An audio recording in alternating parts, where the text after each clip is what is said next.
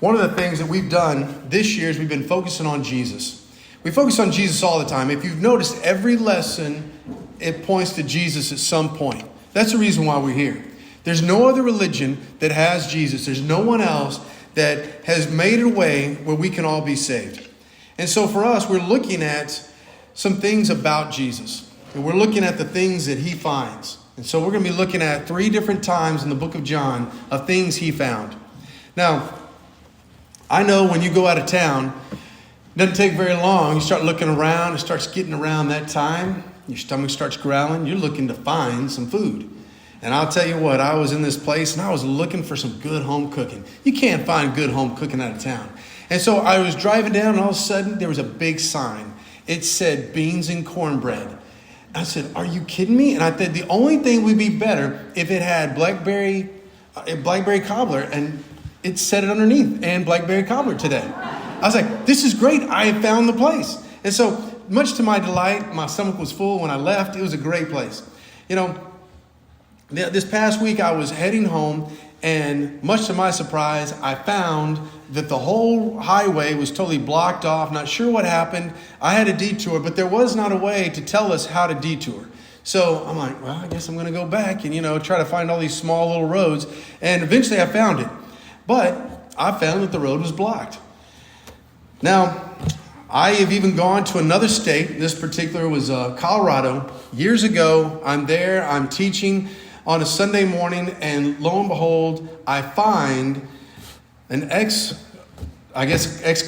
in college of mine. I didn't even know he was in Colorado. And so we had a great chance to catch up. It was really neat. The first time, I remember not this classmate, but another classmate. He was my first roommate. When I got a chance to live with him, I found that he didn't take a shower. And that didn't last very long. Sometimes your coworkers, you can find that they can take a joke, and sometimes you find they can't. Sometimes you find that they care, and sometimes you find they don't. Sometimes you find that they go the extra mile for you and for others, and sometimes you don't. When you spend time with folks, you learn a lot about them. You find out a lot of things. And especially when you stay at someone's house. You ever been a guest at someone's house? They just convince you to come over, and you're like, all right, I guess, and you get there and you find out a lot of things. Some good, some bad, some surprising. But think about the different times in your life. People find out a lot about you. The good times, how you deal with those, how you deal with the bad times, the difficult times, the times that you struggle. All those different situations, those times of life and different situations, people find out about each other. They find out about us, and we find out about them. And I guess the biggest question would be, what does Jesus find in you? And that's what we're going to talk about today. Because Jesus is going to find some things in these 3 different examples of where he was. And the first one is John chapter 1. And in John chapter 1, we see the very beginning, looking at verse 29, Jesus is walking toward John, and John says, behold the Lamb of God. And so when this takes place, you see the next day, these 2 disciples in verse 35, they, are told, behold the Lamb of God. So they go up and they decide to find out where he's staying. And verse 38, Jesus says, well, who are you seeking? He says, Rabbi, where are you staying? And he says, well, come and see. Come and spend the day with me. So he does. And the first thing that, in verse 41, the first thing that Andrew does is find his brother Simon. And as you go on in verse 43, the next day says Jesus decided to go to Galilee, and he found Philip, and he said to him, follow me. The first point is he found disciples. He was looking for Philip. And when he found him, he gave him the greatest invitation we talked some about last week. He gave the greatest invitation that one could ever be given. That the Son of Man, God the Son, said, come follow me. I mean, he had the wonderful invitation. And he still, and with this point, him saying he found him, it says that there's a challenge there, that he challenged him to follow him. But he still finds disciples. And he still offers direction. And that's the next point of your outline. He still offers direction. He still asks for you to follow. You look at In Matthew chapter 11, verse 28, he says, come. He mentions the same thing in Matthew chapter 4, verse 19. He says, come, follow me. He mentions the same thing in Matthew chapter 16, verse 24. He says, come, follow me. Deny yourself, pick up your cross, and follow me. He keeps asking us to follow. And sometimes we get so caught up, kind of like Peter in John chapter 21. John's sitting there worried in chapter 21 about John. And Peter's saying, well, what about John? What about him? He said, don't worry about him. If I told him that he's going to live till I return, then that's what's going to happen. But don't worry about him. And the whole point was, John is sitting there just doing his own thing, but Peter's so worried about what's going to happen. He wants to know. For us, it's the same thing. Sometimes we're so caught up on the fellow Christian next to us that's sitting next to us. Well, what about them? Shouldn't they be doing something? Shouldn't they be doing a little bit more work? I mean, they're kind of slacking. I know that I'm picking up the slack here, but I don't see them doing anything. What about them? What about the fact that we're told and we're commanded to do these different commandments, and I don't see them doing it? What about the fact we're supposed to worship? I don't see them worshiping. What about the fact that we're supposed to, do good to all, especially the household of believers? I don't see them doing that. We could go on and on and on about all the commandments that I'm following and the other person's not. And sometimes we get in that mode. We just think about that other person. He basically said, don't worry about that, Peter. You follow me. And that's what we should be doing. Because I've never been around a group of people that are worried about other people and that cause them to grow. It doesn't cause you to grow spiritually yourself and doesn't cause the church to grow. When you're worried about everybody else, but when you're focused on Him, when your heart and your mind are seeking things above, it talks about in Colossians chapter 3, 1 and 2, then all of a sudden you see some growth take place. That's what the first century church did. They didn't sit there and go, what about this person? They weren't focused on that. They were focused on, where can I find the next person to go reach and teach? Because I want them to know how great this life is. I have a fabulous life. I get to follow Christ. And He says He's going to take care of everything that I need. I may not have everything I want, but He's given me a promise that I'll have everything that I need. Matthew chapter 6.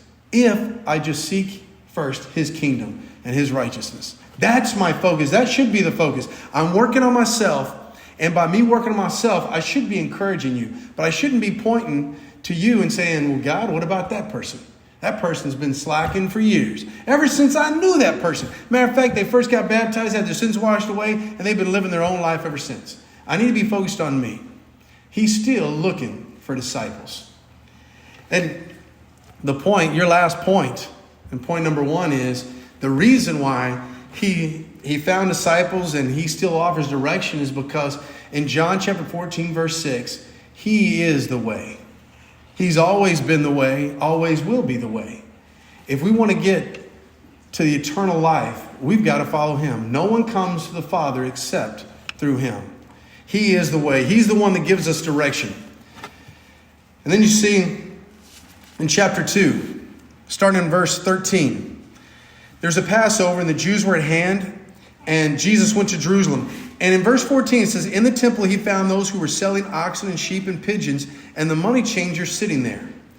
It says He makes a whip and He drove them out of the temple with the sheep and the oxen, and He poured out the coins of the money changers and turned over the tables. And He goes in verse 16 it says, take these things away. Do not make my Father's house a house of trade. Now it's interesting. They weren't supposed to be doing that there anyway, but also you have original price gouging right here going on. Because there's several times that they're doing things that they shouldn't be doing. Outside the temples, where they should be doing these things, but not inside the temple. And they're not supposed to be charging extra. They're not supposed to be making religion a profit.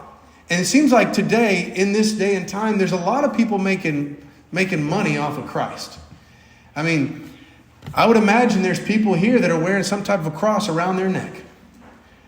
Somebody made that, and somebody's getting money off of that.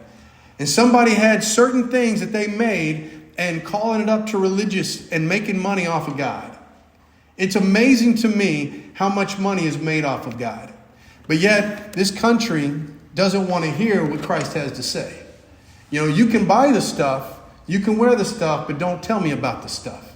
Don't tell me about what his commands are for life and godliness. Here, he found depravity. And depravity just means corruption. That's what he found. People that were deprived.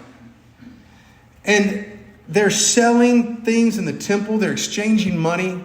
And instead, this time, the last time he challenges, this time he changes. He totally changes the situation. He makes whips. He turns over the money changers. He turns over the tables. They're no longer going to be making religion a profit. You see a lot of different religious organizations, and they have a lot of money. I've seen different religious organizations investing in companies. I've seen them invest in companies that they know not to be right by their beliefs, but they still invest because it's a good investment. And they're still making money off the stocks and having so much that sometimes they end up owning these companies. You can talk about some of those. If you want to know about some of those companies, you can talk to me later about some of those. But it's not at all how we're supposed to give. We're only supposed to give. It talks about here in 1 Corinthians chapter 16, we give on the first day of the week. That's how we give. And it says in 2 Corinthians chapter 9 how we're supposed to do it. In a cheerful manner.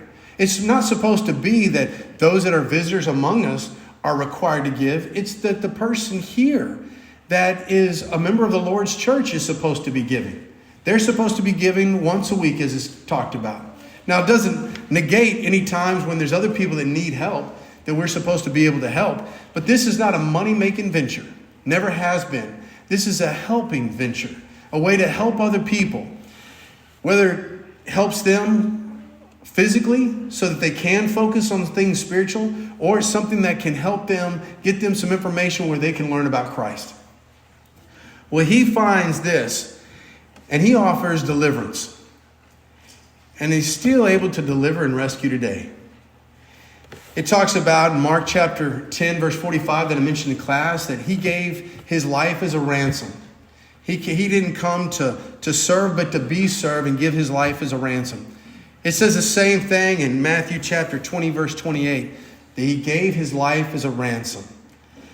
It talks about in 1 John 1:9, it says that he cleanses us from all sin. And it talks about in verse 34 of John 8, if you sin, that means you're a slave to sin. And in verse 36 it says, but if the Son sets you free, you're free indeed. He still rescues. He still delivers. He delivers us from sin. He cleanses us from sin. He has ransomed our life by his life. And here's a man who is seeing this in chapter 2, all these people using religion as a way to get wealth. And he looks at it, and you can look at his life, and the very end of his life, they're dividing up his garments, because that's all he had in his life. But yet the impact that he made is eternal, as he gave his life as a sacrifice so I one day might have the opportunity to obey him. He sees depravity and he offers deliverance. And the reason why is because in John chapter 14, verse 6, he is the truth. He always is the truth. If you want the truth, John chapter 17, verse 17 says, his words are truth. And if you want to find the truth, this is where you'd look. He offers us a way in a world that's so confused and doesn't know which way to go. And he offers a truth in a world that says truth is subjective. And there's not an absolute. But he offers truth. Look at the different things that the culture says and what he says. He hasn't changed. And you can look at our culture, every moment we continue to change. And we continue to drift off further and further away. You look at all those different lists of sins that it talks about in Galatians or it talks about in 1 Corinthians. All these lists of sins, and there's other lists. But all these things are different ways where I move further away from God. And we make these things to be okay. That's the biggest thing that Satan does, is he makes things that are bad seem like they're good. Take sex, for instance. He's used that. And he has said, man, this is really bad. But you should be able to do it because God says you should only have sex within marriage. Within the marriage confines, that's the only time you should have it. And it should be a man and a woman. That's the way he created a man and woman, as it talks about in Genesis. And that's where it should take place. Because that right there should help a family, help a family unit, the mom and dad stay together when times get difficult. It should draw you closer together. And Satan, with something so beautiful that God gave, Satan corrupted it. He went in there and he devised different ways to make that so corrupt, where we have a society that's focused on that on a regular basis. You look at the TV, you look at the internet, you look at advertisements, you look at billboards, you look at the radio, everything. It pushes that. Something that was so beautiful, he's corrupted. That's what he does all the time. He corrupts those things that God made for us as blessings and opportunities, that he gave us as things that we should enjoy. He does it all the time. He says marriage, God created marriage. Same thing is true there. He's corrupted that to where now you get married, and if you don't like that person, you just move on to the next person. And if this doesn't work, well, then you can go ahead and have this other flavor of person. And if that doesn't work, I think that I'm attracted to someone else or to the other gender. And you just keep going. And what he made beautiful and perfect, Satan corrupted. He does it every time. He does it with the different things that we want. Those things that we can go extreme on. It talks about in Proverbs, avoid a man of extremes. And that's what Satan does all the time. He gets you to go further and further and further. And here we have Jesus. He offers deliverance because he is the truth. And then as you go to chapter 11. Chapter 11. Chapter 11, you've probably read this many times. And there's a man in verse 1. We've talked about him recently. In verse 1, his name is Lazarus, and he's ill. And Jesus is told that you need to come because he's not going to make it, and you need to help him. And he stays a little longer. And by staying a little longer, he passes away. And he goes and he says in verse 16, Thomas says, hey, let's go that we may die with him, because now all of a sudden they feel like, this is going to be a pretty difficult area. And so when they go, the reason why is because of verse 11, our friend Lazarus has fallen asleep, and I go to awaken him. The disciples say, well, Lord, if he's asleep, he'll recover. And Jesus said, no, he was really talking about his death, the fact that he's dead. It just meant that he is resting in sleep, but he's really passed away. So he gets there. An amazing thing. 2 miles, Bethany was near Jerusalem, about 2 miles off, and many of the Jews had come to Mary and Martha to console them, concerning their brother. So when Martha heard that Jesus was coming, there in verse 20, she went and she met him, and Mary remained seated in the house. And Martha said to Jesus, Lord, if you'd have been here, my brother would not have died.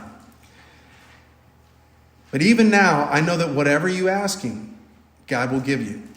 And Jesus said to her, your brother will rise again. And Martha said, I know he'll rise again in the resurrection of the last day. And in verse 25, Jesus says to her, he says, I am the resurrection and the life. Whoever believes in me, though he die, yet he shall live. And everyone who believes in me lives, and believes in me shall never die. Do you believe this? And she said, yes, Lord, I believe you are the Christ, the Son of God, who is coming in the world. And then it goes on, it says, and when she had said this, she went and called her sister Mary, saying in private, the teacher's here and he's calling for you.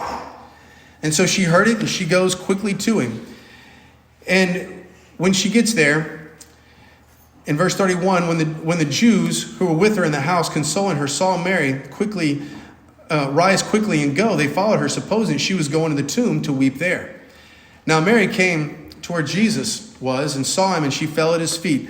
And this is what she says, Lord, if you'd have been here, my brother would not have died. In verse 33, when Jesus saw her weeping, and the Jews who had come with her also weeping, he was deeply moved in his spirit and greatly troubled. He found despair. That's point number 3. He found despair. He goes to Lazarus' tomb. and he creates life. He brings him back to life. He calls him and he says, come out. And when this takes place, they ask us to roll the stone away. And then he says in verse 43, Lazarus, come out. And the man who had died came out, and his hands and his feet were bound with linen stripes, and his face wrapped with a cloth. And he said, unbind him and let him go. And so there was despair. There is weeping. It even talks about Jesus weeping in verse 35 as he's so moved. He still finds despair today, and he offers a declaration. He still can save today. Just like he did then. From a physical death, he can save us from a spiritual death. It talks about in 1 Timothy 1 verse 15 that he is there to save sinners. That's what Jesus can do. He can save sinners. It talks about it in Titus chapter 2 verse 11. It says, grace of God appeared bringing salvation to all. That means to every single person in this room, in this county, in this state, in this country, in this world. He brought salvation to all. That's the reason why he came, because in Luke chapter 19, verse 10, it says he came to seek and save the lost. He still declares that there's salvation for everyone. John chapter 3, verse 16 says, God so loved the world, he gave his only begotten Son. And in verse 17, it says, to save the world. That's why. To save the world. That's why Jesus is in this world, to save the world. And as John chapter 14, verse 6 talks about, he is the life. He is the way, he is the truth, and he is the life. He's the one that can challenge, he's the one that can change, and he's the one that can create. He can create a new life in you, as it talks about in Corinthians. And so when you look at that, if he came to seek and save the lost, at one point, we've all been lost. Because if we choose to follow our own will, we're going against what he said. And if that's the case, we've separated ourselves from him and we're lost. Well, he has said he came to seek and save the lost and make things right to where we could be joined together with God, together forever. And he created this where it talks about in Romans chapter 6 that when you're buried with Christ, you come up a new life.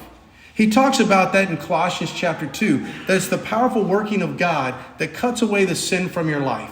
And so he can make you that new creation. And he's also set a plan that when you have become a Christian and you fall and you separate yourself, as it talks about in Acts chapter 8, that you can pray and repent and he'll forgive you. As Simon the sorcerer was evident of. In Luke chapter 18, verse 8, it says, what will Jesus find when he returns? Because it says here, in quotes, it says, when the Son of Man come, will he find faith on the earth? If he comes in our lifetime, will he find us being faithful? Or will he find us being faithless? What are we doing to shed and spread that light and to be the light and to be the salt of the earth? What are we doing to spread our faith? What are we doing to live our faith? Do they find us being faithful to this world that's lost? Do they find that we're faithful to Christ? Because Jesus found some things when he was here. He found disciples. He found depravity, which he certainly changed. And he found despair. And he offered hope. In Matthew 24, verse 46, it says, blessed is a servant whom his master will find so doing when he comes. And it's talking about a person that's being faithful. That person, that servant, when the master comes, the person will be blessed who is continuing to be faithful when the master comes. The question for us is, when the Son of Man comes, will he find faith on the earth? Because that's what he's looking for. He's looking to see your faith. And I think our faith goes in a few different areas. I think sometimes, we can just be stagnant all the way through our life. And sometimes we can have ups and downs. And it seems like our ups and downs, our lows are just as low as they were last time. Our highs is just as high. And it's just a cycle back and forth.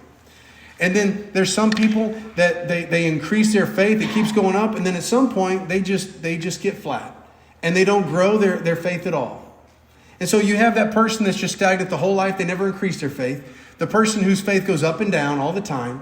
A person who gets to a point where they've arrived. They feel like they're good enough. And then there's that other person, the fourth person, that they continue to move up. And the lows in their faith are not nearly as low as it was last time.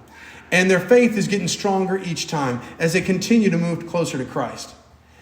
Will he find faith when he comes? For us, if we seek, there's a promise that he's given us in Matthew chapter 7, verse 7. If you seek, you will find. What are we looking for? What are we searching for? But he's given us a promise that if we seek, we're going to find. And I'll tell you today that we have found the way, the truth, and the life. And no one comes to the Father except through him. You found him. There's a reason why you're here. Because you know who he is. And he's saying one thing, just follow me. That's the only thing I'm asking you to do, is follow me. And when it gets tough, he says, follow me. And when it's easy and you think, man, everything's going great, and it's easy to kind of drift away, he says, follow me. When you have family members that are going through difficult times, he says, follow me. When you've lost people in your life that you love desperately, he says, follow me. When your health is just you're getting weaker and weaker, he says, follow me. When your memories is not as sharp and you're having a struggle remembering what the next day is, he says, follow me. He just wants you to follow him. He found you because he's standing at the door knocking. What are you going to do? This invitation is yours. Whatever we can do, please come while we stand and sing.